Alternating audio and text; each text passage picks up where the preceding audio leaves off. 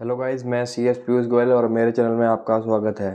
Guys, आज की video में डिस्कस करने वाले हैं ऐसे प्राइमरी प्रोड्यूस के फार्मर के बारे में जो कि अपने जो प्राइमरी प्रोड्यूस को प्रोड्यूस करते हैं, अगर उसको वो सेल करना चाहते हैं किस कंपनी के थ्रू, प्रोड्यूसर कंपनी के थ्रू, तो उस कंपनी को कैसे किस प्रकार बनाया जा सकता है, मिनिमम कितने फार्मर्स की रिक्वायरमेंट होती है, उसके अंदर क्या क्या डॉक्यूमेंट लगने वाले हैं, कितना टाइम पीरियड जो है उसको रजिस्टर होने के अंदर लगता है, और उसे रजिस्टर कराने के बाद हमें क्या क्या बेनिफिट्स जो है मिल सकते हैं, इसके बारे में आज इस वीडियो के अंदर हम कंप्लीटली डिस्कस करेंगे। गाइस, आप भी अगर regular income tax, GST and business compliance and government scheme से रिलेटेड जो भी अपडेट्स पाना चाहते हैं तो आप हमारे चैनल को सब्सक्राइब कर सकते हैं, जिसमें आपको रेगुलर इन सब टॉपिक्स के रिगार्डिंग जो है अपडेट्स मिलती रहे। गाइस, ये वीडियो दो पार्ट में डिवाइड रहेगा। फर्स्ट पार्ट के अंदर जो है हम इसके अंदर थ्योरेटिकल जो प्रोविजंस है, इसके क्या क्या कंडीशंस है, क्या क्या बेनिफिट्स है, इसके अलावा किस किस अथॉरिटी से अप्रूवल लेनी पड़ेगी इसके अंदर, और क्या क्या रिक्वायरमेंट रहने वाली है, वो इस वीडियो के अंदर डिस्कस करेंगे। सेकंड पार्ट के अंदर हम डिस्कस करेंगे कि प्रोड्यूसर कंपनी को किस प्रकार से जो है हम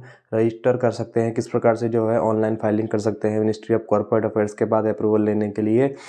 गाइस, अब चलते हैं हम लैपटॉप की स्क्रीन पे और हम डिस्कस करते हैं कि जो है प्राइमरी जो प्रोड्यूसर्स होते हैं उनका जो प्रोड्यूसर कंपनी बनाने के पीछे क्या रीज़न हो सकता है, उसको हम जानने की कोशिश करेंगे।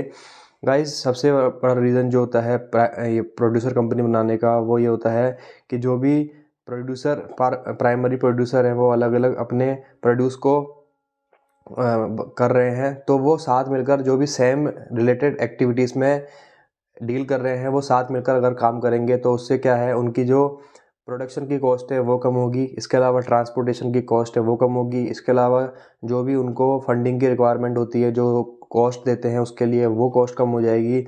इसके अलावा उन्हें इंटरनेशनल प्लेटफॉर्म्स हैं वहाँ पर उनको रिकग्निशन मिलना स्टार्ट होगी। इसके अलावा उनको जो है बैंक्स, फाइनेंशियल इंस्टीट्यूशन से जो है फंडिंग लेने के अंदर आसानी होगी।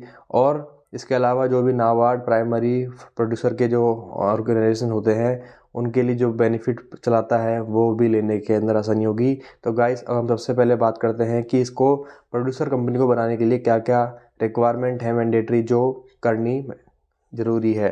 तो सबसे पहले कम से कम 10 से ज़्यादा जो है प्रोड्यूसर्स होने चाहिए, यानी इंडिविजुअल्स होने चाहिए, वो ही केवल जो है प्रोड्यूसर कंपनी बना सकते हैं। इसके अलावा अगर वो 10 से ज़्यादा कोई प्रोड्यूसर नहीं है तो दो से ज़्यादा प्रोड्यूसर इंस्टीट्यूशन भी क्या है, जो है प्रोड्यूसर कंपनी बना सकते हैं, या फिर इन दोनों का जो है कॉम्बिनेशन भी वर्क कर सकता है।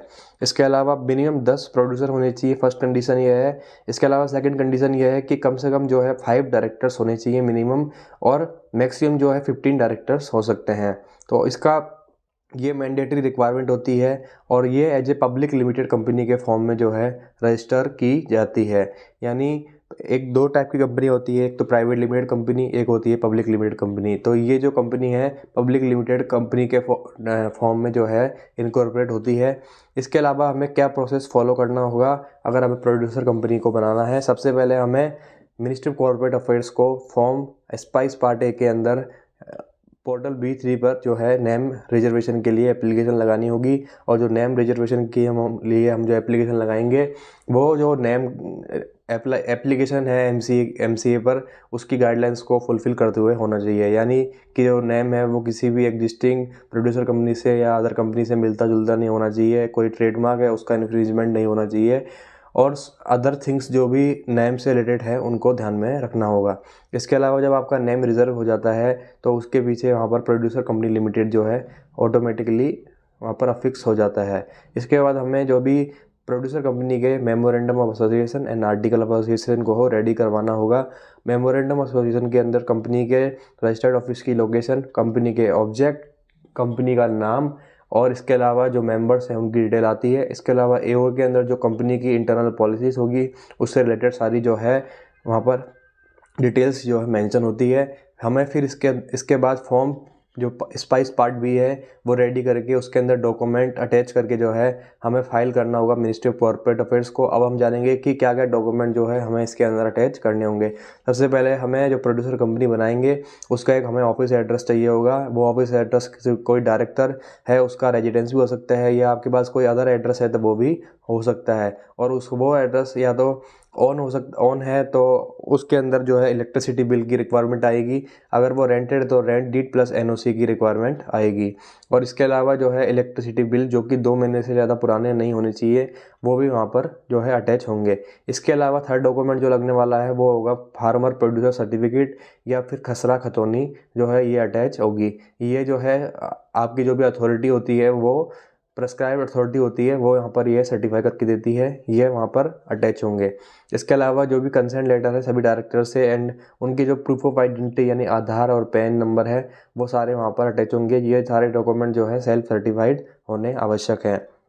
इसके बाद अगर आप जीएसटी अप्लाई करना चाहते हैं तो इसके कंपनी रजिस्ट्रेशन के थ्रू जो है आप जीएसटी भी अप्लाई कर सकते हो, बैंक अकाउंट भी ओपन कर सकते हो, ईएसआई पीएफ भी अप्लाई कर सकते हो। इसके अलावा शॉप एंड एस्टेब्लिशमेंट रजिस्ट्रेशन है वो भी अप्लाई कर सकते हो। यहाँ पर ईएसआई एंड पीएफ मैंडेटरी जो है आपको मिलता है। आप बैंक अकाउंट भी जो है आपको यहाँ से मैंडेटरी ओपन करवाना होता है।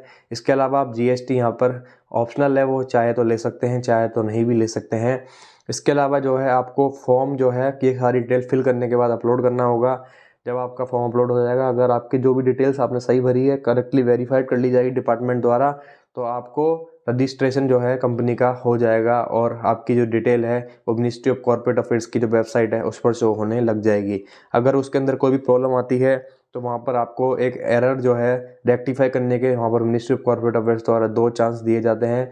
अगर आप 2 चांस में नहीं कर पाते हैं तो आपका जो है फॉर्म रिजेक्ट कर दिया जाएगा। ठीक है गाइस। इसके बाद आपको जब कंपनी रजिस्टर हो जाएगी तो आपको यहाँ पर कंपनी का CIN, PAN, TAN, ESI, PF registration number वगैरह जो है आपको यहाँ पर मिलेंगे। ये सारी डिटेल जो है आपको यहाँ पर भर के सबमिट करनी होगी। इसके बाद आप जो है रजिस्ट्रेशन होने के बाद कुछ पोस्ट इनकॉर्पोरेशन कंप्लाइंस होते हैं वो आपको फुलफिल करने होंगे। इसके अलावा आपको एनुअल कंप्लाइंस होते हैं वो फुलफिल करने होंगे। और आपको फिर भी कोई डाउट रहता है इसके रजिस्ट्रेशन से रिलेटेड तो आप हमारे इस पर वीडियो पे नंबर चल रहे हैं उस पर हमसे कनेक्ट कर सकते हैं और जो भी आपकी क्वेरी है वो हमसे पूछ सकते हैं। Thank you.